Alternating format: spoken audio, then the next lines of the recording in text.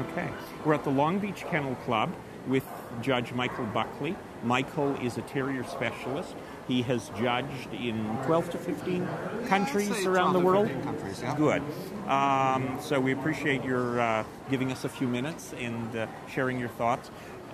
Tell us how shows are different in America than they are in other countries that you've judged. Well, the one thing that's universal is that the people are all so friendly and so into their dogs and breeding better dogs. I think that's definitely universal worldwide. The shows here are sometimes a little bit more organized, a little bit larger shows. The quality seems to be sometimes different in different countries. You have some breeds that are super in some countries, and other countries you won't even find them. But I think that all the countries I've judged at, all over the world, I've had a great time and met some great people.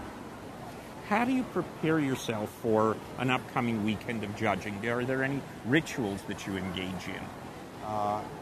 As far as internationally or in the U.S.? Even U.S. Well, I mean, I think that, as a judge, I'm responsible to be as educated as possible all the time, and that requires reading the breed standards and talking to as many breeders as possible as far as, being on top of the standards.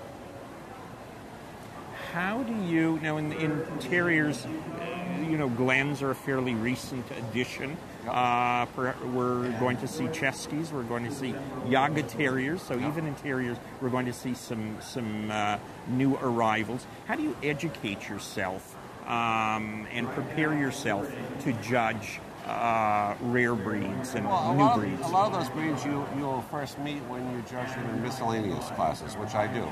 And you also try to meet breeders and also to try to read about the breeds and also to educate yourself with the breed standards. I mean, I remember when Glens first were judged the first time in Montgomery a few years ago, and how much they've improved since then. I mean, they're a breed that's still evolving, but they've come tremendous paces from when they first started. So I think that you go about it the same way you do for the AKC breeds. You just try to read as much, meet the breeders, talk as much with other judges and with knowledgeable people, and try to form an opinion in your mind as far as what you believe the breed should look like.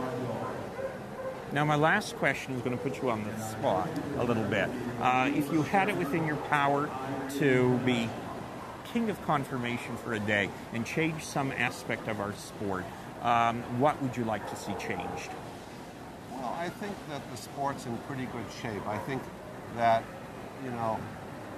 years ago, people would stay around after the judging of their particular breed and learn from people with a lot of experience. That doesn't happen so much. I think that today, because of the rating system, people they put a lot of emphasis on group and best in show winners, and they don't necessarily watch the other breed judging. I think the breed judging is just as important now as it ever has been, and it's the future of the sport.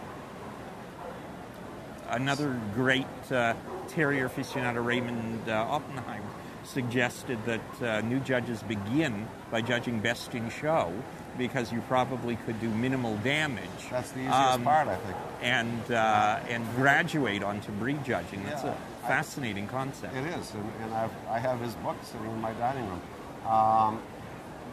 Judging best in show is the easiest part. Judging the groups is probably the second easiest. Judging the breed, especially on a big weekend like Montgomery County or some of the big hound weekends or working dog weekends, is the most difficult when you get a tremendous depth of quality in these breeds. Absolutely. So you really have to be educated. Well, let's see how influential you are in this interview, and see if we see any changes in our lifetime. But I think it's an interesting concept, and definitely food for thought. Good, Michael Buckley. Thank you. Thanks for your time. Okay. Bye bye.